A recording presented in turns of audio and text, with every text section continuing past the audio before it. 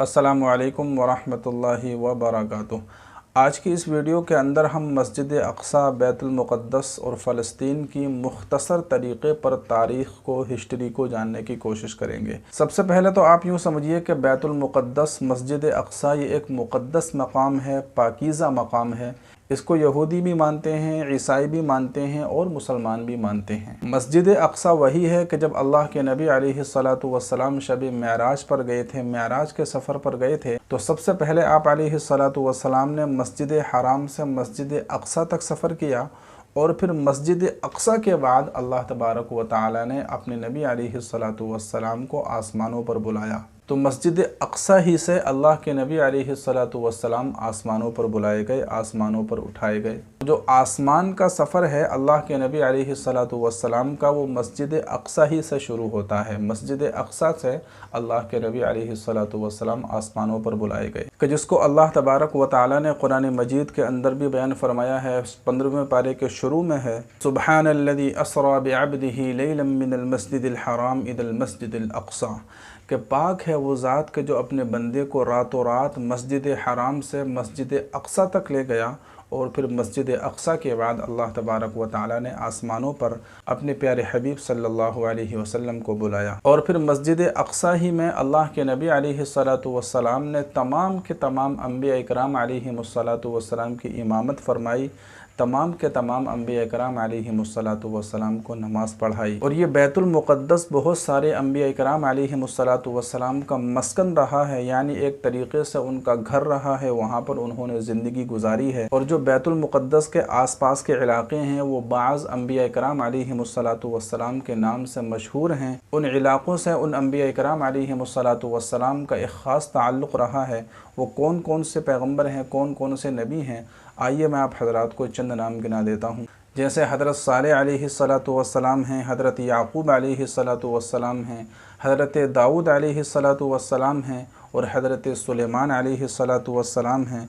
इसी तरीक़े से हज़रत मूसा अलैहिस्सलातु वस्सलाम, हज़रत ज़करिया अलैहिस्सलातु वस्सलाम, हज़रत यहया और हज़रत ईसा अलैहिस्सलातु वस्सलाम। और इसके अलावा भी बहुत सारे पैगम्बर हैं, बहुत सारे अम्बिया कराम अलैहिमुस्सलातु वस्सलाम हैं कि जिनकी ज़िंदगी इसी ज़मीन से यानी सरज़मीन फ़लस्तीन से मुताल्लिक़ रही है और इसी के इर्द गिर्द उन्होंने ज़िंदगी गुजारी है। हज़रत इब्राहीम अलैहिस्सलातु वस्सलाम ने अल्लाह तबारक व तआला के हुक्म से बैतुल्लाह की यानी अल्लाह के घर की तामीर फरमाई और फिर कुछ अरसे के बाद हज़रत इब्राहीम अलैहिस्सलातु वस्सलाम ने बैतुल मुक़द्दस की भी तामीर फरमाई। और फिर ये तामीरी सिलसिला इसी तरीके से चलता रहा, यहाँ तक कि फिर हज़रत सुलेमान अलैहिस्सलातु वस्सलाम ने इस बैतुल मुक़द्दस की तामीर को मुकम्मल करवाया, कि जो उनके वालिद हज़रत दाऊद अलैहिस्सलातु वस्सलाम इस बैतुल मुक़द्दस की तामीर फरमा रहे थे, लेकिन दरमियान ही में उनका इंतकाल हो गया। तो फिर उनके बेटे हज़रत सुलेमान अलैहिस्सलातु वस्सलाम ने अपने वालिद की इस ख्वाहिश को, इस तमन्ना को पूरा किया और फिर बैतुल मुक़द्दस की तामीर हज़रत सुलेमान अलैहिस्सलातु वस्सलाम ने मुकम्मल करवाई। यही वजह है कि मुसलमानों की मस्जिद अक़सा से, बैतुल मुक़द्दस से एक बहुत ख़ास ताल्लुक़ है और एक बहुत ही अहमियत मुसलमानों की नज़र में मस्जिद अक़सा की और बैतुल मुक़द्दस की है और होनी भी चाहिए। अब आइए इस सिलसिले में हम कुछ हदीसें जान लेते हैं जो अल्लाह के नबी अलैहिस्सलातु वस्सलाम ने इस बारे में बयान फरमाई हैं। अल्लाह के नबी अलैहिस्सलातु वस्सलाम ने इरशाद फरमाया कि सफ़र करना, 3 मस्जिदों की तरफ सफ़र करना और 3 मस्जिदों के लिए ट्रेवल करना, ये सवाब का बाइस है और इस पर सवाब मिलेगा। उनमें से पहली मस्जिद मस्जिद नबवी है, दूसरी मस्जिद मस्जिद हराम है और तीसरी मस्जिद मस्जिद अक़सा है। तो मस्जिद अक़सा की ये फ़जीलत है कि उसकी तरफ सफ़र करना ये बहुत बड़ा बाइस सवाब है और बहुत बड़े सवाब का काम है, बहुत ज़्यादा सवाब इस पर मिलता है। दूसरी हदीस है कि एक मरतबा एक सहाबी ने अल्लाह के रसूल सल्लल्लाहु अलैहि वसल्लम से बैतुल मुक़द्दस के बारे में सवाल किया, मस्जिद अक़सा के बारे में सवाल किया, तो अल्लाह के नबी अलैहिस्सलातु वस्सलाम ने इरशाद फरमाया कि यह हश्र और नश्र की जगह है, लिहाजा यहाँ पर आओ, इसके लिए सफ़र करो और यहाँ पर नमाज़ पढ़ो, इसलिए कि इस मस्जिद के अंदर नमाज़ पढ़ना दूसरी मस्जिद के मुकाबले में 1000 नमाज़ों के बराबर है। तो उन सहाबी ने कहा, ए अल्लाह के रसूल सल्लल्लाहु अलैहि वसल्लम, अगर मैं वहाँ जाने की ताकत ना रखूँ और मैं वहाँ ना जा सकूँ तो फिर क्या करूं? तो अल्लाह के रसूल सल्लल्लाहु अलैहि वसल्लम ने बयान फरमाया कि अगर तुम वहां ना जा सको तो कम अज़ कम कुछ तेल ही भेज दो कि जिसकी वजह से वहाँ चिराग जल सके, वहाँ पर रोशनी हो सके। तो इस हदीस से मालूम हुआ कि मुसलमानों को मस्जिद अक़सा से ज़रूर मोहब्बत करनी चाहिए।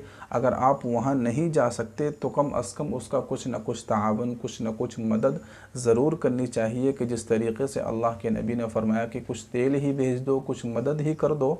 इसलिए अगर हम मदद नहीं कर सकते तो कम अज़ कम हमारे दिल में मस्जिद अक़सा की मोहब्बत ज़रूर होनी चाहिए। इसलिए अगर हमारे दिल में मस्जिद अक़सा की मोहब्बत नहीं है तो फिर हमारे ईमान का भी क्या एतबार है। अब आइए आखिर में हम एक हदीस जान लेते हैं। थोड़ी लंबी हदीस है, लेकिन उस हदीस को सुनने के बाद आपको बैतुल मुक़द्दस की, मस्जिद अक़सा की पूरी हिस्ट्री और पूरी तारीख़ बहुत आसान लफ्ज़ों में आपको मालूम हो जाएगी। आइए इस हदीस को हम जानते हैं। इस हदीस को पूरा सुनिएगा और इस वीडियो को अपने दोस्तों के साथ ज़रूर शेयर कीजिएगा। वो हदीस क्या है, आइए जानते हैं। हज़रत हुज़ैफ़ा रज़ियल्लाहु ताला अन्हु फरमाते हैं कि रसूलुल्लाह सल्लल्लाहु अलैहि वसल्लम से अर्ज़ किया गया कि बैतुल मुक़द्दस अल्लाह तबारक व तआला के नज़दीक ये बड़ी अज़ीम चीज़ है, बड़ी अज़ीम मस्जिद है, आप इसके बारे में ज़रा कुछ फ़रमाइए। तो अल्लाह के रसूल सल्लल्लाहु अलैहि वसल्लम ने फ़रमाया कि हाँ, वो दुनिया के घरों में एक मुमताज़ घर है और एक अज़मत वाला घर है कि जिसको अल्लाह तबारक व तआला ने हज़रत सुलेमान अलैहिस्सलातु वस्सलाम से तामीर करवाया था। और हज़रत सुलेमान अलैहिस्सलातु वस्सलाम से अल्लाह तबारक व तआला ने सोने, चांदी, हीरे जवाहरात के ज़रिए तामीर करवाया था। और वो इस तरह से कि जब हज़रत सुलेमान अलैहिस्सलातु वस्सलाम ने बैतुल मुक़द्दस की तामीर शुरू की तो फिर अल्लाह तबारक व तआला ने जिन्नातों को हुक्म दिया, तो जिन्नात वहाँ पर हीरे जवाहरात, सोना चांदी, तमाम ये चीज़ें लेकर गए।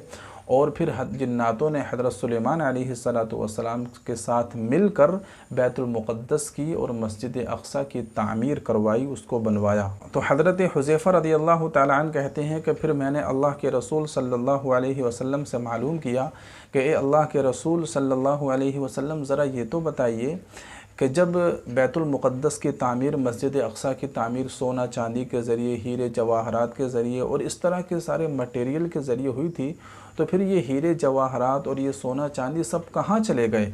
तो अल्लाह के रसूल सल्लल्लाहु अलैहि वसल्लम ने बयान फरमाया कि जब बनी इसराइल के अंदर बदआमालियाँ शुरू हो गई, वो गुनाह पर आमादा हो गए, गुनाह करने लगे, अल्लाह तबारक व तआला की नाफरमानियाँ करने लगे और उन्होंने अंबिया इकराम अलैहिमुस्सलातु वस्सलाम को कत्ल करना शुरू किया, उनको परेशान करना शुरू किया, तो फिर अल्लाह तबारक व तआला ने उन पर एक बादशाह को मुसल्लत कर दिया, जिस बादशाह का नाम था बुख्ते नस्सर।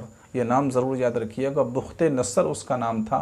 उस बादशाह को मुसल्लत किया और ये बादशाह जो था मजूसी था। इस बादशाह ने 700 बरस तक, 700 साल तक बैतुल मुक़द्दस पर, मस्जिद अक़सा पर इसने हुकूमत की और इसने बच्चों को और औरतों को कैद कर लिया और जो मर्द हजरात थे, मर्दों को कत्ल कर दिया। और वो जो बैतुल मुक़द्दस के सोना चांदी थे, हीरे जवाहरात थे, उन तमाम के तमाम को 1,70,000 गाड़ियों में ये भरकर ले गया और अपने मुल्क बाबुल ले गया। वहाँ पर जाकर इसने हीरे जवाहरात को, सोना चांदी वगैरह को रख दिया। और फिर ये जो बनी इसराइल थे 100 बरस तक इन पर हुकूमत करता रहा, इनको ग़ुलाम बनाया और इनसे बहुत ज़्यादा मशक्क़त के, मुजाहिदे के काम लेता रहा, बहुत इनको परेशान करता रहा और इस तरीक़े से इनको ग़ुलामियत की ज़िंदगी गुजारनी पड़ी। फिर इसके बाद अल्लाह तबारक व तआला ने फ़ारस के एक बादशाह को इसके मुकाबले में खड़ा किया। फिर उस बादशाह ने इससे बुख्ते नस्सर से जंग लड़ी कि जिसने बाबुल को फ़तह कर लिया और फिर वो जो बाकी सोना चांदी था, हीरे जवाहरात वगैरह थे, वो सारे के सारे बाबुल से छीन कर ले आया और फिर लाकर उसने वहीं बैतुल मुक़द्दस में रख दिए। और फिर बनी इसराइल को हुक्म दिया कि देखो ये सारे के सारे हीरे जवाहरात, सोना चांदी वगैरह मैं ले आया हूँ, अब तुम अल्लाह तबारक व तआला की नाफरमानी ना करना, गुनाह न करना, अल्लाह तबारक व तआला की इबादत करना, अल्लाह के हुक्म के ख़िलाफ़ कोई भी काम ना करना। लेकिन ये बनी इसराइल बदमाश कौम कहाँ मानने वाली थी। जब ये सोना चांदी, हीरे जवाहरात दोबारा बैतुल मुक़द्दस के अंदर आ गए तो फिर इन्होंने इसी तरीक़े से अल्लाह तबारक व तआला की नाफरमानियाँ शुरू की, अल्लाह तबारक व तआला के हुक्म की खिलाफ वर्जी की। तो फिर जब ये बदआमालियों के अंदर मुब्तला हो गए तो फिर अल्लाह तबारक व तआला ने इनके ऊपर एक और बादशाह को मुसल्लत कर दिया कि जो रूम का बादशाह था, जिसका नाम था कैसर। वो बादशाह इन पर मुसल्लत हुआ। फिर वो जो सारे का सारा सोना चांदी था, जो सारे का सारा ये हीरे जवाहरात थे, वो सारे के सारे हीरे जवाहरात को, सोना चांदी वगैरह को वो अपने मुल्क ले गया और फिर वही किया कि कुछ लोगों को कत्ल किया, कुछ को कैद किया, कुछ को ग़ुलाम बनाया। और अब ये सारे के सारे जो हीरे जवाहरात हैं, जो सोना चांदी वगैरह है, ये सब सारे के सारे वहीं पर हैं और अब ये वहीं पर रहेंगे यहाँ तक कि हज़रत मेहदी अलैहिस्सलातु वस्सलाम आएंगे। जब हज़रत मेहदी अलैहिस्सलातु वस्सलाम आएंगे तो फिर उन सारे के सारे हीरे जवाहरात को, सोना चांदी वगैरह को हज़रत मेहदी अलैहिस्सलातु वस्सलाम फिर वापस लाएंगे और फिर वहाँ पर तमाम लोगों का जमा होना होगा। और फिर इसी तरीक़े से अल्लाह तबारक व तआला वहाँ पर सारे के सारे मुसलमानों को जमा करेंगे। तो ये हज़रत हुज़ैफ़ा अलैहिस्सलातु वस्सलाम की एक लंबी सी हदीस थी जो मैंने आप हज़रात के सामने बयान फरमाई। इस हदीस को सुनकर आपको बैतुल मुक़द्दस की, मस्जिद अक़सा की कुछ न कुछ तारीख़ और कुछ न कुछ मालूमात, हिस्ट्री ज़रूर मालूम हो गई होगी। तो बहरहाल ये मुख्तसर तौर पर मैंने आप हज़रात को बैतुल मुक़द्दस की, मस्जिद अक़सा की और फ़िलिस्तीन की तारीख़ और हिस्ट्री बताने की कोशिश की है। बाकी दुनिया के अंदर मुसलमानों पर कहीं पर भी जुल्म हो, इन्नमल मुमिनून इख्वा के तहत कि ईमान वाले मुसलमान आपस में भाई भाई हैं। अगर दुनिया के किसी भी खित्ते में, किसी भी कोने में कहीं पर किसी मुसलमान के ऊपर जुल्म हो तो दुनिया में बसने वाले हर मुसलमान को उस दर्द को महसूस करना चाहिए। इसलिए कि अल्लाह के नबी अलैहिस्सलातु वस्सलाम ने एक दूसरी हदीस में इरशाद फरमाया है कि दुनिया में बसने वाला हर मुसलमान, हर ईमान वाला ये एक जिस्म की तरह है कि जब हमारे किसी जिस्म के हिस्से में दर्द होता है, कोई तकलीफ़ होती है, मिसाल के तौर पर हमारी अगर उंगली कट जाए तो उस उंगली के कटने का दर्द सिर्फ हमारा हाथ ही महसूस नहीं करता बल्कि पूरा जिस्म, हमारी पूरी बॉडी महसूस करती है। ठीक इसी तरीक़े से अगर दुनिया के अंदर किसी मुसलमान को कोई तकलीफ़ हो, उन पर कोई जुल्म व सितम हो रहा हो तो दुनिया में बसने वाले हर मुसलमान की ये ज़िम्मेदारी है कि उस दर्द को महसूस करे, उस तकलीफ़ को महसूस करे और जहाँ तक हो सके उसको दूर करने की कोशिश करे, उसको मदद करने की कोशिश करे। अब जाहिर है कि फ़िलिस्तीन के जो मुसलमानों पर जो जुल्म व सितम हो रहे हैं, हम उनके पास तो नहीं जा सकते, लेकिन हाँ, हम अपने मुल्क में रहकर या जहाँ पर भी हम दुनिया के किसी कोने में भी रह रहे हैं तो हम 3 काम तो ज़रूर कर सकते हैं। सबसे पहला काम ये है कि हम दुआ का अहतमाम करें, ज़्यादा से ज़्यादा उनके लिए दुआ करें। और दूसरा काम ये करें कि हम अपने आमाल को दुरुस्त करें। यकीनन अगर हमारे आमाल दुरुस्त नहीं होंगे, हमारा किरदार दुरुस्त नहीं होगा और हमारे मामलात, लेन देन, कारोबार दुरुस्त नहीं होगा, सही नहीं होगा तो फिर यकीन जानिए कि दुआ के अंदर जान पैदा नहीं हो सकती, दुआ कबूल नहीं हो सकती। इसलिए दुआ की कबूलियत के लिए ज़रूरी है कि हम अपने आमाल को दुरुस्त करें। जब हमारे आमाल दुरुस्त हो जाएंगे तो अल्लाह तबारक व तआला ख़ुद ब खुद हमारी दुआ को कबूल फरमाएगा। और तीसरा काम हमको ये करना है कि इसराइली जो प्रोडक्ट हैं, इसराइली जो सामान हैं, हमें उन सामान का बॉयकॉट करना है, बिल्कुल ख़रीदना उसको बंद कर दें। तो ये मस्जिद अक़सा के मुताल्लिक़ चंद गुजारिशात थीं, चंद बातें थीं जो मेरे जहन में आई, मैंने आप हज़रात के सामने बयान की।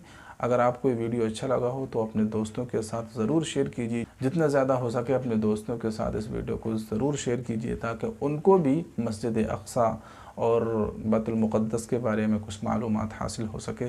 अस्सलामु अलैकुम व रहमतुल्लाहि व बरकातुहू।